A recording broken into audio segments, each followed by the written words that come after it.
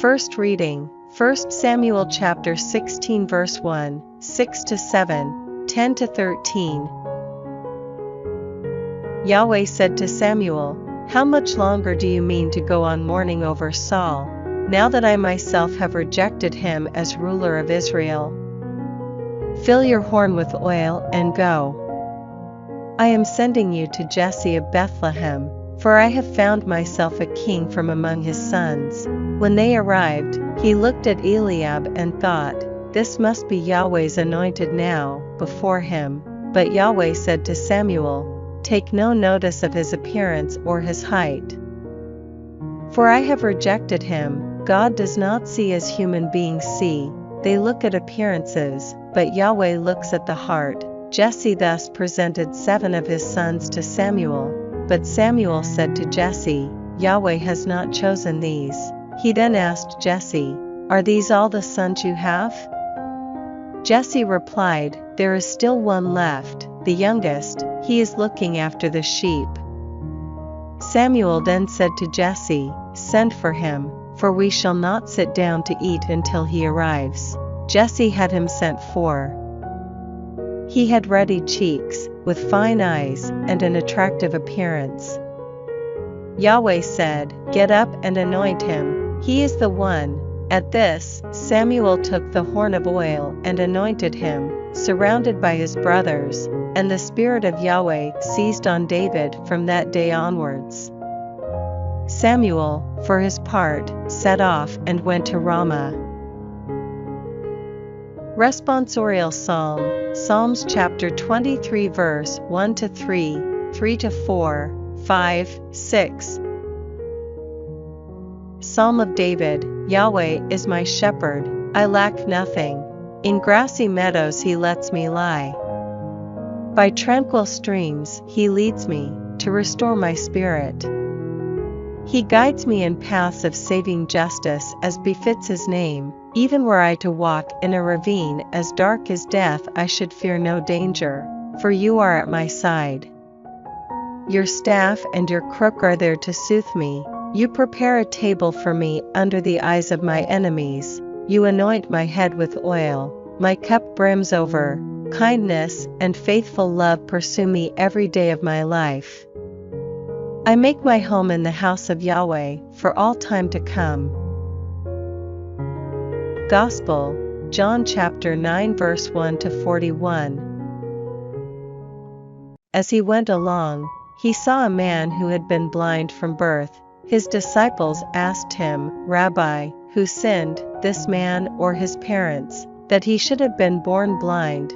"Neither he nor his parents sinned," Jesus answered. "He was born blind so that the works of God might be revealed in him. As long as day lasts we must carry out the work of the one who sent me. The night will soon be here when no one can work. As long as I am in the world I am the light of the world." Having said this, he spat on the ground, made a paste with the spittle, put this over the eyes of the blind man, and said to him, "Go and wash in the pool of Siloam." The name means, "one who has been sent." So he went off and washed and came back able to see. His neighbors and the people who used to see him before, for he was a beggar, said, "Isn't this the man who used to sit and beg?" Some said, "Yes, it is the same one." Others said, "No, but he looks just like him." The man himself said, "Yes, I am the one." So they said to him, "Then how is it that your eyes were opened?" He answered, "The man called Jesus made a paste, daubed my eyes with it and said to me, 'Go off and wash at Siloam.' So I went, and when I washed I gained my sight." They asked, "Where is he?" He answered, "I don't know." They brought to the Pharisees the man who had been blind. It had been a Sabbath day when Jesus made the paste and opened the man's eyes. So when the Pharisees asked him how he had gained his sight, he said, "He put a paste on my eyes, and I washed, and I can see." Then some of the Pharisees said, "That man cannot be from God, he does not keep the Sabbath." Others said, "How can a sinner produce signs like this?" And there was division among them. So they spoke to the blind man again, "What have you to say about him yourself, now that he has opened your eyes?" The man answered, "He is a prophet." However, the Jews would not believe that the man had been blind without first sending for the parents of the man who had gained his sight and asking them, "Is this man really the son of yours, who you say was born blind? If so, how is it that he is now able to see?" His parents answered, "We know he is our son and we know he was born blind, but how he can see, we don't know, nor who opened his eyes. Ask him. He is old enough, let him speak for himself." His parents spoke like this out of fear of the Jews, who had already agreed to ban from the synagogue anyone who should acknowledge Jesus as the Christ. This was why his parents said, "He is old enough, ask him." So the Jews sent for the man again and said to him, "Give glory to God. We are satisfied that this man is a sinner." The man answered, "Whether he is a sinner I don't know. All I know is that I was blind and now I can see."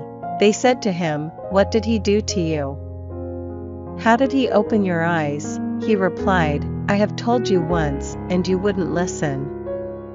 Why do you want to hear it all again? Do you want to become his disciples yourselves?" At this they hurled abuse at him. "It is you who are his disciple. We are disciples of Moses. We know that God spoke to Moses, but as for this man, we don't know where he comes from." The man replied, "That is just what is so amazing. You don't know where he comes from and he has opened my eyes. We know that God doesn't listen to sinners, but God does listen to people who are devout and do his will. Ever since the world began it is unheard of for anyone to open the eyes of someone born blind. If this man were not from God, he wouldn't have been able to do anything." They retorted, "Are you trying to teach us, and you a sinner through and through ever since you were born?" And they ejected him. Jesus heard they had ejected him, and when he found him he said to him, "Do you believe in the Son of Man, sir?" The man replied, "Tell me who he is so that I may believe in him." Jesus said, "You have seen him, he is speaking to you." The man said, "Lord, I believe," and worshipped him. Jesus said, "It is for judgment that I have come into this world, so that those without sight may see and those with sight may become blind." Hearing this, some Pharisees who were present said to him, "So we are blind, are we?" Jesus replied, "If you were blind, you would not be guilty, but since you say, 'We can see,' your guilt remains." Second reading, Ephesians chapter 5 verse 8 to 14. You were darkness once, but now you are light in the Lord. Behave as children of light, for the effects of the light are seen in complete goodness and uprightness and truth. Try to discover what the Lord wants of you. Take no part in the futile works of darkness, but, on the contrary, show them up for what they are. The things which are done in secret are shameful even to speak of, but anything shown up by the light will be illuminated. And anything illuminated is itself a light. That is why it is said, "Wake up, sleeper, rise from the dead, and Christ will shine on you."